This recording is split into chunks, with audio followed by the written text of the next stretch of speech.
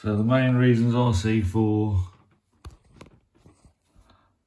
a fridge not cooling is basically the start relay.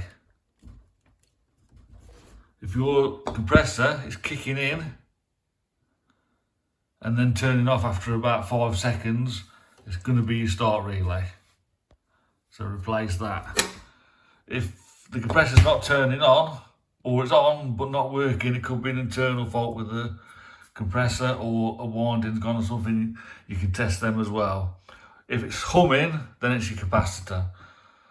I've got videos on all three of them: how to test the start relay, how to test the compressor elements inside, the compressor coils inside, and how to test the capacitor.